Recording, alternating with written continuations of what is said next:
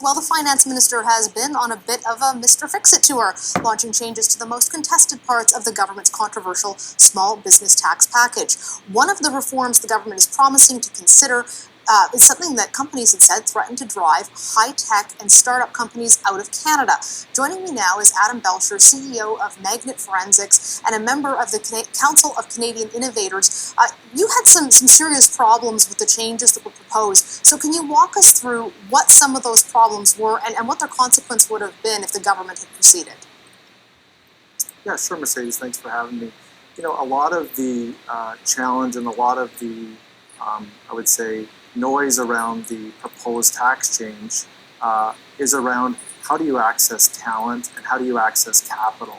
Capital in this country for a growing scale-up or startup is very hard to find and very difficult. Often innovators need to leave Canada and look beyond our borders to find capital to grow their business. And what the proposal that the government had put forward was essentially making it more difficult and creating less of an incentive for folks that wanted to leverage domestic capital, investors, private investors, angels, and use that capital within Canada to grow in terms of additional tax burden on them, and really then at the end less money to the growing companies to use to scale their business. How significant is that? Because I think a lot of people think Silicon Valley, it's only in California, but there's a pretty substantial high-tech industry and a number of startups, including ones that became quite big, like Shopify, that are based here in Canada. Yeah, I mean, our high-tech, I would say, innovation ecosystem is thriving in Canada. Here in Kitchener-Waterloo, we have hundreds of companies at various different sizes in terms of the 1-2 person startup to companies like Magnet Forensics, which we're actually scaling our business. So, we've, I think, done a good job in a lot of areas in starting those companies in Canada and providing incentives for investment in some of those smaller companies.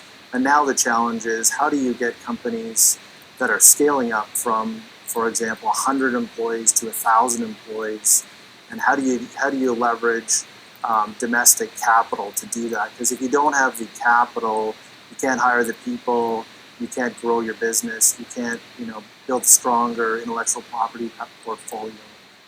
As you look to outside capital beyond the Canadian borders, what you see is other investors that are looking you then to move as a Canadian company to the US, for example, and set up shop there and grow the business in that jurisdiction. So it's super important for entrepreneurs, small businesses to have capital here domestically and access to that to grow the business.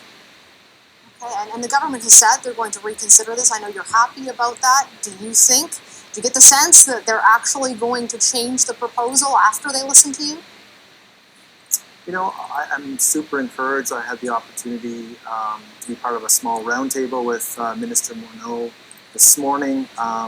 They're definitely saying the right things. They seem to be willing to listen, and for me, that's encouraging. Listening to the Canadian innovators. But what I would say is I would reserve judgment in terms of whatever that final proposal, seeing that final proposal and what that looks like. So no early celebrations yet, but encouraging that they're willing to listen, and we're in a better place than we were even a couple of weeks ago. Right, well, we'll have you back when that proposal comes back, Adam. Thanks for your time today. Okay, thanks, Mercedes.